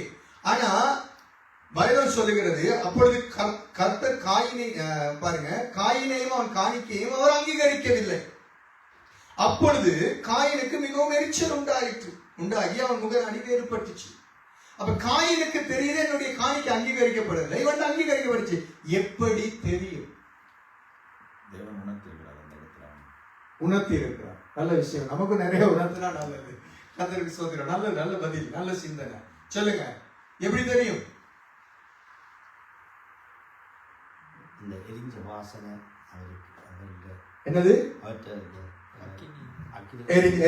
எரிஞ்ச வாசனை வந்துருக்கு. அப்ப பலி செலுத்தும் பொழுது நல்லா கவனிக்கணும். பழைய ஏற்பாட்டுல நீங்க அப்படியே எடுத்துட்டு வந்து பாத்தீங்கன்னா வேதத்துல எங்கெல்லாம் ஆண்டவருக்கு பலி உண்டாக்கப்படுதோ, ஆனா இப்ப அந்த பலி இப்ப இவன் வந்து ஆண்டவருக்கு நெருப்ப வச்சு பலி போட்டானா அல்லது சும்மா கொண்டாந்து படைச்சானா, இப்படியாப்பட்ட காரியங்கள் டீடைல்ஸா இல்ல. ஆனா நமக்கு என்ன வெளிப்படுகிறது என்றால், பழைய ஏற்பாட்டு முறைமையின்படி பலி செலுத்தினால் அது அங்கீகரிக்கப்படுறது எப்படி தெரியும் என்றால், தேவனுடைய அக்கினி இறங்கி பட்சிக்கும் பொழுதுதான் அது அங்கீகரிக்கப்படுறது தெரியும். சாலமோன் தேவாலயத்தை கட்டி 2 நாளாகமம் 7வது அதிகார புத்தகத்தை நீங்க வாசிச்சு பாருங்க வீட்டுல போயிட்டு. அங்கே வந்து பலி செலுத்தப்படும் பொழுது அங்க தேவனுடைய அக்கினி இறங்கி அதையெல்லாம் அங்கீகரித்து தேவனுடைய மகிமை ஆலயத்தை நிரப்பும் பொழுது தேவன் அதை அங்கீகரித்தார்னு தெரியும். அதே மாதிரி கிதியோன் ஒரு பலியை கொடுக்கும் பொழுது, சாப்பாடை கொண்டு வந்து கொடுக்கும் பொழுது, அங்கே தேவ தூதனானவர் அதை அந்த தடி அந்த நுனியில தொடும் பொழுது அந்த அக்கினி அங்கே இறங்கி அங்கீகரிக்கப்படுகிறது. எலியா வந்து 18வது அதிகாரம் ராஜாக்கள்ல நீங்க பாத்தீங்கன்னு சொன்னா, அங்கே அவன் பலிபீடத்தை செப்பனிட்டு அங்க பலிகளை செலுத்தும் பொழுது என்ன இறங்கிச்சு? சோ இங்க என்ன இறங்கி இருக்க வாய்ப்பு உண்டு. தேவனுடைய அக்கினி இறங்கி அங்கீகரிச்சு. சோ தேவனுடைய அக்கினி அங்க இறங்கி அதை அங்கீகரிச்சதை பார்த்த காயினுக்கு இவனுடைய முகநாடி வேறுபட்டுருச்சு. இவர் மரக்கரியினால் அங்கீகரிக்காம விடல ஆண்டவர். ஏன்னா நீங்க கவனிச்சீங்கன்னா கிதியோன் கொண்டு வந்து கொடுத்ததான இறைச்சியையும் அப்பத்தையும் பட்சித்தது அக்கினி. என்னத்தை பட்சித்தது? அப்பத்தையும் பட்சித்தது. அதே போல இங்கே இவனுடைய மரக்கறிகளை பட்சிக்க மாட்டேன் என்ற ஆண்டவர் அதை வெறுக்கல்ல. மரக்கறியில பிரச்சனை அல்ல, பழங்கள்ல பிரச்சனை இல்ல, காய்கறினால பிரச்சனை அல்ல, அவனுடைய வாழ்க்கை முறையில தான் பிரச்சனை. 1 யோவான் 3:12 தெளிவா, பொல்லாங்கனால் உண்டாயிருந்திருக்கிறான். அவனுடைய வாழ்க்கை பொல்லாங்கனோடு உறவு இருக்கு. என்ன இது நமக்கு சொல்லுது? இன்னைக்கு நம்ம உறவு யாரோடு இருக்கு? பொல்லாங்கனோடு இருக்கா, தேவனோடு இருக்கா? உலகத்தோடு இருக்கா, உலகத்துக்குரியவைகளில் இருக்கிறதா, தேவனுக்குரியவைகளில் இருக்கிறதா? இன்னைக்கு நிறைய பேருடைய ஜெபம் அங்கீகரிக்கப்படுகிறது அல்ல. ஆனா நாங்க கத்துவோம். நமக்கு தெரியாது அங்கீகரிக்கப்பட்டுச்சா படலையா தெரியாது. கடமைக்கு டைமுக்கு நம்ம ஜெபிச்சா சரி. தேவன் அதை அங்கீகரித்ததை நாம் உணர்கிற ஒரு வாழ்க்கை வாழும். Next level. I'm trying to taking you to the next level. என்னுடைய முயற்சி, என்னுடைய வாஞ்சை, என்னுடைய பிரசங்கம், சபையில் என்னுடைய ஊழியம் போகிற இடமெல்லாம் ஊழியம் என்னென்றால் கிறிஸ்தவர்கள் தேவ பிள்ளைங்க சாதாரண அடிமட்டத்தில் இருக்காமல் அடுத்த லெவலுக்கு வாங்க என்ற அறைகூவலை கொடுக்கிற செய்திகள். கடமைக்கு ஊழியம் செய்கிறோம் அல்ல. நாம் வாஞ்சிப்பது என்ன? தராதரத்தை உயர்த்துங்கள். சபையில குவான்டிட்டி அல்ல, quality is the very important thing in the church. நம்முடைய வாழ்க்கையில நமக்கு இருக்கிறது அல்ல, நம்முடைய வாழ்க்கை எது என்று தெரிந்திருக்கும். இருக்கிறத வச்சு ஒண்ணும் பண்ண முடியாது, எல்லாம் அழிஞ்சு போய். அப்போஸ்தலனாகிய பவுல் சபைகளுக்கு சொல்லும் பொழுது தெளிவாக சொல்லுகிறார் ஆவியானவர் மூலமாக, உங்களுடையவைகளை அல்ல உங்களையே நாடுகிறேன். தேவன் நம்முடையவைகளை அல்ல நம்மைத்தான் நாடுகிறார். நம்முடைய குவாலிட்டி பெருகணும், சேஞ்சஸ் இருக்கணும். ஞாயிற்றுக்கிழமை வர்றோம், கேட்கிறோம், அடுத்த சனிக்கிழமை வரைக்கும் பைபிள் எங்க வச்சோன்னு தெரியாது, காணோம், தேடுறது. That is not Christianity life. இது தேவன் விரும்புகிறது அல்ல. தேவன் விரும்புகிறான், நீ அடுத்த ஸ்டெப்புக்கு வா. நான் உன்னுடைய வாழ்க்கையில செய்கிறத நீ உணரு. ராஜா சொன்ன மாதிரி உணர்த்தி இருக்கிறான். ஆமா, அந்த உணர்வு நமக்கு இருக்கா? இந்த உணர்வை நாம் அனுபவிக்கிறோமா தினந்தோறும்? அனுதின வாழ்க்கையில கர்த்தர் எனக்குள்ள ஏதோ ஒண்ணு பேசுகிறார்கள் ஒரு ஃபீலிங்ஸ் தெரியுதா? பைபிளை வாசிக்கும் பொழுது பைபிள்ல இருந்து ஆண்டவருடைய வார்த்தையின் ஜீவன் நம்முடைய இருதயத்தை அனலாக்குதா? வெளிப்பாடு கிடைக்குதா? அநேகருக்கு சங்கீதம் ஒரு அதிகாரம் டெய்லி மனப்பாடம் பண்ணணும். என்னத்துக்கு பண்றோனே தெரியும். அதுல இருக்க அர்த்தம் விளங்குதா தெரியாது. பட் ஏன் எனக்கு தெரியும்? வசனம் தெரியும். நிறைய பிள்ளைகளுக்கு வசனத்தை இந்த பாடமாக்குன்னு சொல்லுவோம், அது என்னுடைய விளக்கம் சொல்லிக் கொடுக்கிறது. விளக்கத்தை நமக்கு ஏற்ற விளக்கம் சொல்லிக் கொடுப்போம், நாம நினைச்ச மாதிரி. அதான் சொன்னேன், காய்கறி அடுக்கிறது எல்லாம் பண்ண விளக்கம். ஆனா தேவனுடைய வார்த்தையின் விளக்கம் முதல்ல நம்ம பெற்றுக்கொள்ளணுமே. சட்டியில இருந்தா தானே அகப்பையில வெளியே வரும். சட்டியில இல்லைன்னா வராது.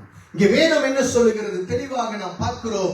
தேவனுடைய அக்கினி இறங்கி ஆபேலுடைய காணிக்கையை தேவன் அங்கீகரித்ததை அவன் மாத்திரமல்ல, காயின் கூட பார்த்தான். மற்றவர்கள் அறிந்தார்கள், இவன் தேவனை நேசிக்கிறவன், இவனுடைய விசுவாசம் இவனை கனம் பண்ணினது என்று மற்றவர்கள் புரிந்து கொண்டார்கள். அதுதான் என் வாழ்க்கை. வளர்ச்சியை கொண்டு வாருங்கள் ஆவிக்குரிய வாழ்க்கை. கடமை வாழ்க்கை வாழாதீங்க. கடமைக்காக ஜெபிக்காதீங்க, கடமைக்காக ஊழியம் செய்யாதீங்க. இன்னைக்கு worship 2 பாட்டை பாடிட்டா சரி, 3 பாட்டை போட்டுட்டா சரி, இன்னைக்கு ஜெபிச்சிட்டா சரி, இன்னைக்கு church no no no no no. இதெல்லாம் என்ன சொல்லுவாங்க, கம்பல்சரியா பண்ற ஒரு காரியம். கடமைக்காக செய்யக்கூடாது. சில பேர் அப்படி இருந்தா என்ன இப்படி? நோ, கர்த்தருக்குள்ள வைராக்கியம் இருக்கும். நான் செய்தால் என் தேவன் அதை அங்கீகரிப்பார் என்ற விசுவாசம் இருக்கும். அந்த விசுவாசம் வரணும்னா நம்முடைய உறவு சரியா இருக்கும். நம்முடைய உறவு தேவனோடு சரி இல்லாட்டி நம்முடைய ஆண்டவரோடு கூட வாழ முடியாது. இன்னொரு காரியம் பார்க்கணும், இதெல்லாம் நீங்க தொடர்ந்து வீட்டுல படிக்க. சில விஷயங்களை மாத்திரம் நான் சொல்லுகிறேன். இந்த இவனுடைய பலியை அங்கீகரித்து ஆண்டவரை ஏற்றுக்கொண்டதை பார்த்த காயினுக்கு இவன் மேல கோபம் வரணும். அது காயின் பிசாசினால் உண்டாகி இருக்கிறது போல இன்னைக்கு பிசாசினால் உண்டாகி இருக்கிற எல்லா மனிதருக்கும் கிறிஸ்துவுக்குள் சரியா வாழுகிறவன் மேல கோபம் வரும், எரிச்சல் வரும், முகநாடி வேறுபடும்.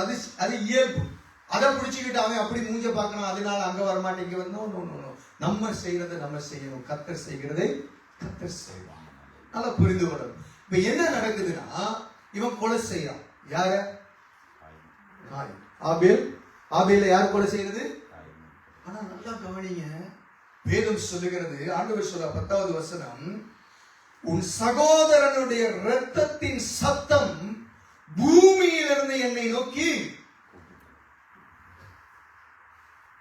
இப்படி வாழ்க்கை யோசிச்சு பாருங்க. வேதம் சொல்லுகிறது, லேவியாரகமம் 17வது அதிகாரம் 11 நினைக்கிறேன், மாமிசத்தின் உயிர் இரத்தத்தில் இருக்கிறார். அதனாலதான் இயேசு தன்னுடைய இரத்தத்தை சிந்தி எங்களுக்காக தன்னுடைய ஜீவனை கொடுத்தார். நோவா காலத்துல பிற்காலத்துல சொன்னாரு, இரத்தத்தை என்ன செய்யாத, சாப்பிடாத, மனுஷனுடைய இரத்தத்தை சிந்தாத, ஏன்னா இரத்தத்துல தான் உயிர் இருக்கு. அதனாலதான் கிறிஸ்தவர்கள் நாங்க இரத்தத்தை சாப்பிடக்கூடாது. முந்தி நான் தெரியாத காலத்துல இலங்கையில சின்னதா இருக்கும் பொழுது நம்முடைய அப்பாவுக்கு ஆட்டு ரத்தம் இருக்கும். அந்த ஆட்டு ரத்தத்தை வந்து சுண்டுவாங்க. முஸ்லீம் ஆட்களை சாப்பிட மாட்டாங்க, அவங்க விற்பாங்க. அதை விற்கும் பொழுது கொண்டாந்து நல்லா சுண்டி சாப்பிடுவாங்க. ஆனா எப்ப நான் ஆண்டவரை அறிந்தனோ அதுக்கப்புறம் புரிந்து கொண்டேன், ரத்தத்துல உயிர் இருக்கிறது, ரத்தத்தை நாங்க சாப்பிடக்கூடாது. அதனாலதான் நம்ம கழுவி சுத்தமா நம்ம சாப்பிடுகிறோம். ரத்தத்துல உயிர் இருக்கிறது என்ற கதை. சரி, இப்ப இந்த இடத்துல சொல்லுகிறது, அவனுடைய ரத்தத்தின் சத்தம் என்னை நோக்கி கூப்பிடுகிறார். ஆனா எபிரேயர்ல வரும் பொழுது இயேசுடைய ரத்தத்தையும் ஆபேலுடைய ரத்தத்தையும் ஒப்பிட்டு வேதம் பேசுகிறார். பாருங்க, ஒரு மனுஷனுடைய வாழ்க்கை அவன் கொலை செஞ்சு அவன் முடிஞ்சு போனதோட நிக்கல, இன்னைக்கும் ஆபேல் பேசப்படுகிறான். காரணம் அவனுடைய விசுவாசத்தின் வாழ்க்கை, விசுவாசத்தின் உறவு கர்த்தரோடு, கர்த்தருக்கு பிரியமா நான் இருக்கணுங்கிற வாழ்க்கை இருந்தனால விசுவாசம் வளர்ந்துச்சு. எப்ப? சபிக்கப்பட்ட நேரத்துல, அம்மா அப்பா ஒதுக்கப்பட்ட நேரத்துல, சகோதரன் ஒதுக்கப்பட்ட நேரத்துல ஒரு மனிதனா கர்த்தருக்குள்ள வாழ்ந்து ஜெயம் எடுத்திருக்கிறான். வேதம் சொல்லுகிறது, எபிரேயர்ல நீங்க வாசிக்கும் பொழுது, ஆபேலுடைய ரத்தத்தை பார்க்கிலும் நன்மையானவைகளை பேசுகிற இயேசுவின் ரத்தத்தின் அண்டையில் வந்திருக்கிறீர்கள். அங்க இயேசுவினுடைய ரத்தத்தை ஆபேலுடைய ரத்தத்தை ஒப்பிட்டு பேசுது. ஆனா ஒரே ஒரு வித்தியாசம், இயேசுவினுடைய ரத்தம் நம்மை மன்னிக்கும்படி பேசுகிறது, ஆபேலுடைய ரத்தம் என் சகோதரனை இப்படி பண்ணிட்டான்னு பேசுச்சு. ரெண்டுக்கும் வித்தியாசம். ஆனால் தேவன் மறக்காதவர். புதிய ஏற்பாட்டில் அந்த 11:4 2வது பகுதியை வாசிங்க. அவனுடைய ரத்தம் கூப்பிட்டதுனால யோசிச்சு பாருங்க, அந்த காயினுக்கு ஒரு சாபம், அப்பாவுக்கு கொடுத்த அதே சாபம் காயினுக்கும் வந்துருச்சு. பூமியில அவன் சபிக்கப்பட்டவனா திரிஞ்சு அலைஞ்சு திரிகிறவனா மாறிட்டான். என்ன கவனிங்க, அலைஞ்சு திரிகிறவனா மாறிட்டான். அப்பாவுக்கு கொடுத்த அதே சாபம். இது யார் செஞ்சதுன்னு நினைக்கிறீங்க? யார் செஞ்சது? குடும்பத்தை என்ன பண்ணா? சீர்குலைச்சான். இதுதான் இன்னைக்கும் நம்ம குடும்பத்தில் இருக்கிறவர்கள் நம்ம ரொம்ப ஜாக்கிரதையா இருக்கும். நம்முடைய வாழ்க்கை, நம் தாய் தகப்பன் நம்முடைய ஞானம் இல்லாத வார்த்தைகள், பேச்சுகள், செயல்பாடுகள் நம்முடைய பிள்ளைகளை அங்கிருந்து திசை மறைக்கிறது மாத்திரமல்ல, உலகத்துல பழகுகிற ஜனங்கள் மத்தியிலிருந்து பிசாசு உள்ளுக்கு அப்படியே கொண்டு வருவான் பிள்ளைங்க வாழ்க்கையில. நேரா வந்து காரியம் செய்கிற, யாரை விழுங்கலாமோ என்று வகை தேடி சுற்றி திரிகிறான் என்று வேதம் சொல்லுகிறார். அவன் விழுங்கலாம். அதே நேரத்துல தேவனுடைய ஊழியங்களை செய்கிற பிள்ளைகள், தேவனுக்கென்று உண்மையா வாழுகிறவருடைய பிள்ளைகளை வீட்டுல சத்துருவானவன் இப்படியெல்லாம் புகுந்து விளையாட முயற்சித்துக் கொண்டே இருப்பான். ஆனா நாங்க ஜெயிக்கணும். ஜெபத்துல, தேவனுடைய வார்த்தையில, நம்முடைய பொறுமையில, நம்முடைய பழக்க வழக்கங்கள்ல, நம்முடைய பேச்சுக்கள்ல, நம் பிள்ளைகளோடு பழகுகிற விதம், அரவணைக்கிற விதம், நாம் பழகி அவர்களை தேற்றுகிற விதத்தில தான் கர்த்தருக்குள் நடத்த முடியும். நம்முடைய பலத்தை வச்சு, நம்முடைய அதிகாரத்தை வச்சு நம்ம சண்டை போட்டு கத்தி ஒன்னும் நடக்காது. ஏன்னா பின்னக்கிரியை செய்தது யாரு? அப்படியே அந்த குடும்பத்தை அப்படியே வீணாக்குறான் பாருங்க. ஆனால் சேத்தின் மூலமாய் மறுபடியே ஆண்டவர் அந்த குடும்பத்திலிருந்து கொஞ்சம் கொஞ்சமாய் காரியங்களை கொண்டு வந்து, நோவா பிறந்த பொழுது அவருடைய தாத்தா சொல்லுகிறார், கர்த்தர் சபித்த பூமியிலே இவன் நம்மை தேற்றுவான் என்று சொல்லி அவனுக்கு நோவான்னு பேர் வச்சாங்க. அந்த தேசத்தை ஆண்டவர் மறுபடி அழைக்கும் பொழுது 8 பேரை காப்பாற்றி அதன் மூலமாய் இன்னொரு சந்ததியை நோவா மூலமாய் தேவன் உருவாக்கினார். ஆபேலுடைய இரத்தத்துக்கு வாங்க 11:4. விசுவாசத்தினாலே ஆபேல் காயினுடைய பலியிலும் மேன்மையான விசுவாசத்தினால காயினுடைய பலியை விட மேன்மையான பலியை செலுத்தினான். 1, விசுவாசம் அவனுக்குள்ள இருந்தது. 2, அந்த பலி செலுத்தி அவனுடைய வாழ்க்கை கர்த்தரோடு இணைந்த ரகசியங்கள் எல்லாம் நிறைய இருக்கு. ஆனா 2வது பகுதி ஒரு காரியத்தை பேசுது பாருங்க. எதனால? அவனுடைய விசுவாசத்தினால, அந்த உறவுனால, அந்த பலியினால, அந்த மேன்மையினால. சும்மா கத்தருக்கெல்லாம் பிச்சை போடுற மாதிரி அல்ல, பிச்சை இல்ல கத்தருக்கு போடுறோம். மேன்மையானது, நல்லது. நம்ம ஆண்டவருக்கு என்று விதைக்கிற எல்லாத்துக்குமே சபைக்கு கொடுக்கறது நான் அதிகமா பேச மாட்டேன், உங்களுக்கு தெரியும். சபைக்கு கொடுங்க, சபை கொடுங்க, தாசோபாங்க அதிகமா பேசுகிறதே கிடையாது. தேவை இருக்கிற நேரம் செய்யுங்கன்னு சொல்லுவேனே தவிர பேச. ஆனால் நான் என்ன சொல்லுகிறேன், ஏழை எளிய தரித்திரர்களுக்கு, தேவனுடைய ராஜ்யம் கட்டப்படுகிற இடங்களுக்கு, தேவனுடைய ராஜ்யத்தின் தேவைகளுக்கு நீங்கள் மனதார கொடுங்கள். கர்த்தர் அதனால் நிச்சயமாக சந்தோஷப்படுவார். ஆமே. சபையில கொண்டாந்து கொட்டுங்க நான் கேட்கறதே கிடையாது. தேவை இருந்தா அதை நீங்கள் செய்யுங்கள், நாங்கள் செய்வோம், இணைந்து அதை கர்த்தர் ஆசீர்வதிப்பார். ஆனா இங்க நல்லா வாசிக்கணும். அதனாலே அவன் நீதிமான் என்று என்ன செய்யப்பட்டான்? நீதிமான் என்று என்ன பெற்றான்? யாரு கொடுத்தது சாட்சி? நீதிமானுடைய பலியை தேவன் அங்கீகரிக்கிறார். வேதம் சொல்லுகிறது, நீதிமானுடைய கூடாரத்தில் ரட்சிப்பின் கம்பீர சத்தம் உண்டு. அப்ப நீதிமானாக இவன் வாழ்ந்திருக்கிறான். அந்த வாழ்க்கையின் செய்கை, கிரியை செத்து போயிருக்கல, ஜீவனா இருந்துச்சு. கொண்டு வந்து பலியை செலுத்தினான். ஆண்டவர் அவனுடைய கிரியையை, செய்கையை பார்த்து இவன் நீதிமான் என்று சாட்சி கொடுத்தார். இன்னைக்கும் சாட்சி கொடுக்கிறார் ஆபேலை குறித்து. அதோடு கூட என்ன சொல்லுகிறது, அவன் நீதிமான் என்று சாட்சி பெற்றான். மனுஷனால அல்ல, நல்ல கவனிய. அந்த சாட்சி பெற்றான்னு சாட்சி தேவன் வார்த்தையில சொல்லல, அவருடைய அக்கினி அனுப்பி அந்த பட்சித்த, அந்த ஏற்றுக்கொண்ட பலியை ஏற்றுக்கொண்ட அந்த சுகந்த வாசனையை நுகர்ந்ததினாலே, நோவா பலி செலுத்தும் பொழுது அந்த வாசனையை நுகர்ந்தார்னு வேதம் சொல்லுது இல்லையா? அதே மாதிரி நுகர்ந்திருக்கிறார். அதை நுகர்ந்த பொழுது அதனுடைய உள்ளான அர்த்தம் தேவனுடைய உள்ளத்தில் இருந்தது, இவன் நீதிமான். அந்த சாட்சியை அவன் தேவனிடத்திலிருந்து பெற்றான். அடுத்தது, அவனுடைய காணிக்கைகளை குறித்து தேவனே சாட்சி கொடுத்தார். யார் கொடுத்தார்? தேவன் சாட்சி கொடுத்தார். அதுக்கப்புறம் அவன் மரித்தும் இன்னும் பேசுகிறான். இன்னும் 1வது நூற்றாண்டுல எபிரேய நிருபத்தை எழுதும் பொழுது எபிரேய ஆக்கியோனுக்கு ஆவியானவர் சொல்றாரு, அவன் மரிச்சான்டா, ஆனா இன்னைக்கும் பேசப்படுகிறான். அவன் இன்னைக்கும் பேசுறான். அவனுடைய ரத்தம் இன்னைக்கும் கர்த்தரோடு பேசுகிற ஒரு சீக்ரெட் அங்க மறைக்கப்பட்டிருக்கிறார். நம்ம வாழ்க்கை what about our life? நாங்க செத்தா நம்ம மனைவி கொஞ்ச நாளைக்கு அழுவாங்க, குடும்பத்துல பிள்ளைங்க கொஞ்ச நாளைக்கு அழுவாங்க, சொந்தங்க எல்லாம் கொஞ்சம் கூடி இருப்பாங்க, வருஷத்துக்கு ஒருக்கா ஞாபகம் பண்ணுவாங்க. அதுக்கப்புறம் 2 வருஷம் 3 வருஷம் போனதுக்கு கல்லறையில போய் பார்த்து என்னதான் எலும்பு இப்ப இருக்காது, மண்ணு தான் இருக்கும். போய் என்ன அதுவும் இல்லைன்னா எரிச்சிட்டாக்க ஒரு டப்பியை வச்சு கொடுத்துருவாங்க, இந்த அவங்க அப்பா கையில் எடுத்துக்கிட்டு போக வேண்டியதான், தண்ணியில கரைச்சா முடிச்சு. நம்முடைய வாழ்க்கை முடிந்த பின்னும் நாம் மற்றவர்களுக்கு பிரயோஜனமா இருக்கணும். அப்படின்னா நாம் அதுக்காக ஓட் பண்ணணும், நாம் அதுக்காக திட்டம் பண்ணணும். நம்முடைய வாழ்க்கையின் ஒரு செய்கையை நாம் முயற்சிக்கணும். நான் போனதுக்கு அப்புறமும் என்னுடைய வாழ்க்கை மற்றவர்களுக்கு பயனுள்ளதா இருக்கணும்னா நம்முடைய வாழ்க்கையில நாம் செயல்படுத்தணும். கிரியை செய்கிற விசுவாசம் நமக்குள்ள இருக்கும். செத்த விசுவாசம் இருக்கக்கூடாது. கிரியை இல்லாத விசுவாசம் செத்தது. அழிகிறவர்களை மீட்கிறதுக்காக, ஆவிக்குரிய வாழ்க்கையில மற்ற ஜனங்களுடைய பிரயோஜனத்துக்காக தேவன் எழுதி வைத்த இந்த வேதம் இன்னைக்கு எல்லாருக்கும் பிரயோஜனமா இருக்கு. நல்ல எழுதக்கூடியவங்க இருந்தா, நல்ல செய்திகள் இருந்தா, நல்ல புத்தகங்களை எழுதுங்க.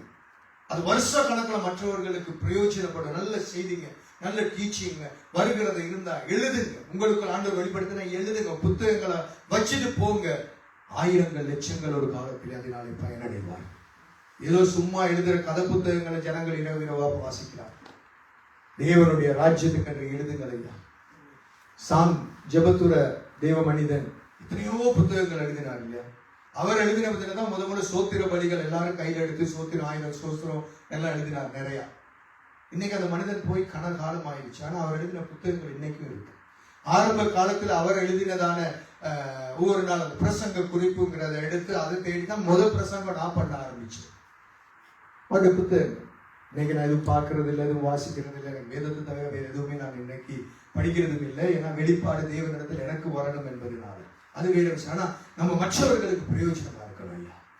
கண்களை மூடும் பொழுது சந்தோஷமா மூடணும். என் வாழ்க்கையில நான் விதைச்சது நிச்சயமாய் நான் செத்தாலும் ஒரு 100 வருடம் மற்றவர்கள் நிச்சயமாய் அன்னைக்கு கத்தரண்டையில வருவதற்கு அது பயன்படுத்தப்படும். சும்மா கிறிஸ்தவ வாழ்க்கையில சர்ச்சுக்கு வர்றது ஏதாவது நமக்கு கிடைக்கும் ஆண்டவர்கிட்ட சுரண்டலான்னு பார்க்கறது அதல்ல தேவ பிள்ளையே. Come to the next level. அடுத்த ஸ்டெப்புக்கு வாங்க, வளர்ச்சி அடைங்க. இந்த சபை இப்ப 3-4வது வருடத்துக்குள்ள போய்கிட்டு இருக்கு. ஆரம்பத்துல சொல்லி கொடுங்க, ஆண்டவருக்குள்ள வளர்ச்சி இல்லைன்னா இந்த சபை தேவையில்லை, பிரயோஜனமே கிடையாது. நீங்க வளர்ச்சி அடையல, மூப்பர்கள் ஊழியர்கள் உடன் ஊழியர்கள் வளர்ச்சி இருக்கணும், இல்லைன்னா பிரயோஜனம் கிடையாது. சபை தேவையே கிடையாது. எனக்கு ஒவ்வொரு கிழமையும் எனக்கு ப்ரீச் பண்ண முடியும். ஜூம்லயோ யூடியூப்லயோ ஃபேஸ்புக்லயோ எத்தனையோ சபைகள் செய்யும், செஞ்சுட்டு போய்கிட்டே இருக்கலாம். குடும்பமா நாங்க ஜெபம் பண்ணிட்டு இருக்கலாம். அதல்ல ஐயா, நீங்க வளர்றதை நான் பார்க்கணும். உங்க வாழ்க்கைகள் கர்த்தருக்குள் அனல் கொள்ளுகிறதை பார்க்கணும். உங்க மூலமா பல பேருடைய வாழ்க்கை மாறுகிறதை நாம பார்க்கணும். அந்த சந்தோஷத்தை நம்ம சபையில கொண்டாடும். அதுதான் வாழ்க்கை. ஆபேலுடைய இந்த காரியத்தை நம்ம பார்த்தோம். இதுல நம்ம புரிந்து கொள்ளுகிற ஒரு விஷயம், ஆபேலை கொலை செய்யப்பட்டவனா இருந்தாலும், சபிக்கப்பட்ட பூமியில சகோதரனையே கொலை செய்தாலும், பிசாசு அவனை வஞ்சித்து கொலை செய்து இருந்தாலும், அவனுடைய நீதிமானுக்குரிய வாழ்க்கை, அவனுடைய விசுவாசத்துக்குரிய வாழ்க்கை, அவனுடைய தேவனோடு சஞ்சரிக்கிற வாழ்க்கை, அவன் செலுத்தின மேலான பலி இன்னைக்கும் பேசப்படுகிறான். சோ இதுல எங்களுக்கு என்ன வரணும்? என் விசுவாசம் அப்படி இருக்கும், நம்ம வாழ்க்கை அப்படி இருக்கணும். நான் அப்படி வாழணும், அப்படி ஒரு வாழ்க்கை நான் வாழணும். ரோமருடைய புத்தகம் 12வது அதிகாரம் 1-2 வாசிச்சு நாங்க ஜெபிக்க போறோம். ரோமருக்கு எழுதினதான நிருபம் 12வது அதிகாரம். அப்படி இருக்க சகோதரரே நீங்கள் உங்கள் சரீரங்களை பரிசுத்தமும். இப்ப என்ன சொல்லுகிறார்? அவன் செலுத்தின பலி மாதிரி நம்ம பலி செலுத்துகிறது இல்லை. இன்னைக்கு நம்ம மிருக பலி. ஏன்னா நமக்காக யார் பலியாகிட்டாரு? அப்ப இயேசு ரத்தம் சிந்திட்டாரு. அதனால இனி நானும் நீங்களும் பலியாக தேவையில்லை. அதை விசுவாசிச்சா போதும், நம்ம ரட்சிப்புக்குள்ள வந்துடுறோம். நம்முடைய பாவங்கள், அக்கிரமங்கள், மீறுதல் என்ற குற்றத்தை மன்னிக்கிறார் தேவன். ஆனா இப்ப நமக்கு என்ன சொல்றாரு? அப்படி இருக்க இங்க 10-11வது அதிகாரத்துல நிறைய காரியம் சொல்லுது, அது நான் போல 12வது வசனத்துல தெளிவா சொல்கிறார். என்ன அப்படி இருக்க சகோதரரே, நீங்கள் உங்கள் சரீரங்களை பரிசுத்தமும் 1 தேவனுக்கு பிரியமான ஜீவ பலியாக ஒப்பு கொடுக்க வேண்டும் என்று தேவனுடைய இரக்கங்களை முன்னிட்டு உங்களை வேண்டிக் கொள்கிறேன். என்ன சொல்லுகிறார்? நம்முடைய சரீரங்களை, நம்முடைய ஆவியை, நம்முடைய ஆத்மா, நம்முடைய இந்த சரீரத்தை பரிசுத்தமான ஜீவ பலியாக தேவனுடைய பாதத்துல நீ ஒப்புக்கொடு. முதலாவது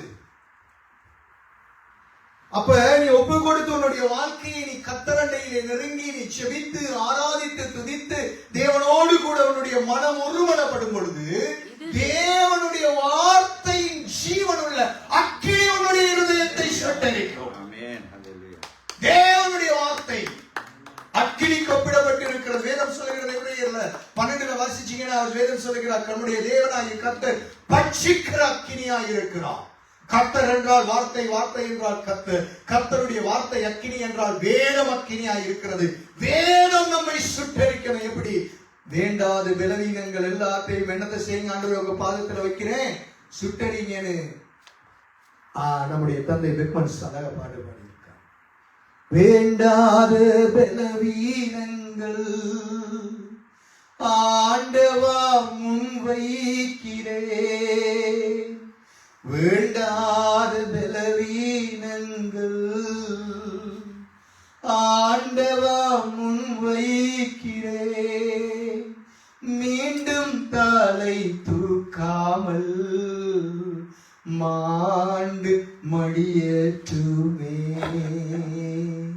மீண்டும் தலை தூக்காமல் மாண்டு மடியேற்றுமே,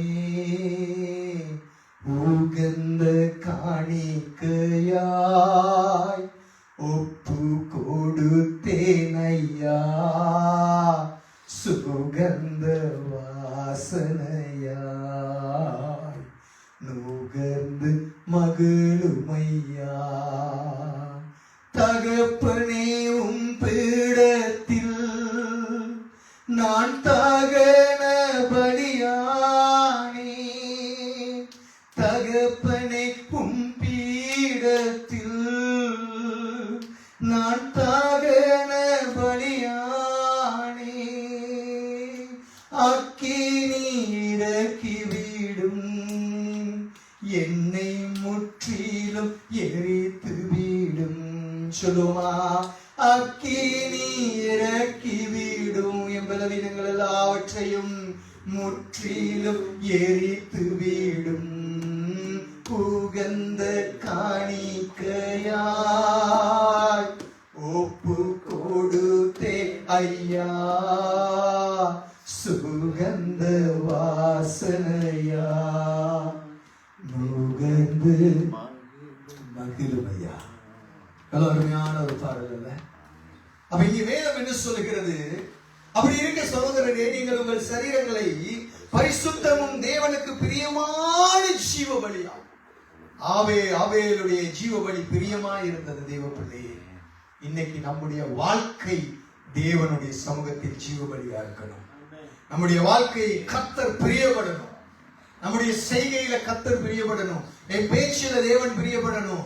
என்னுடைய எண்ணங்கள்ல தேவன் பிரியப்படணும். என் கிரியைகள் செத்த கிரியைகள் அல்ல, ஜீவனுள்ள கிரியைகளாய் தேவன் பிரியப்படணும். 2வது வசனம் சொல்லுகிறது, அப்படி நீங்க பிரியமில்லாம இருக்கிறதுக்கு காரணம் என்ன தெரியுமா? இந்த பிரபஞ்சத்துக்கு ஒத்த வேஷம் தெரியாமல் தேவனுடைய நன்மையும் பிரியமும் பரிபூரணமான சித்தம் என்னதென்று பகுத்தறியத்தக்க உங்கள் மனம் புதிதாகிறதுனாலே மறுரூபமாகும். டீப் மெசேஜஸ் நமக்கு ஒண்ணு புரியுது. ஆபேலுடைய வாழ்க்கை தேவனுக்கு பிரியமா இருந்திருக்கு, தேவனோடு சஞ்சரித்ததா இருந்திருக்கு, தேவனுடைய இருதயத்துக்கு எது பிடிக்கும் பிடிக்கலங்கிறத தெரிஞ்ச ஒரு வாழ்க்கையா இருந்திருக்கு. அதை ஆண்மன் அறிந்து அவன் சஞ்சரித்த பொழுது அவனுக்கு ஒரு விசுவாசம் இருந்துச்சு, நான் கொடுக்கிற பலியை தேவன் அங்கீகரித்தார். அவன் ஒரு தரம் தான் பலி செலுத்தினான். ஒரு தரத்துல தேவன் அங்கீகரித்தார். ஒரு தரத்திலேயே நீதிமான் என்று சொன்னார். ஒரு தரத்திலேயே இவன் ஆண்டவருடைய மனுஷன் என்று சாட்சி பெற்றான். ஒரே தரத்துல கொல்லப்பட்டான். பட் ஸ்டில் அவன் பேசப்படுகிறான். நம்முடைய வாஞ்சை என்ன? நம்முடைய தாகம் என்ன? Don't be a Sunday Christians. Don't be a Sunday Christians. ஞாயிற்றுக்கிழமை கிறிஸ்தவனை மட்டும் வாழாதீங்க. ஏதாவது ஒன்று செய்யா, ஏதாவது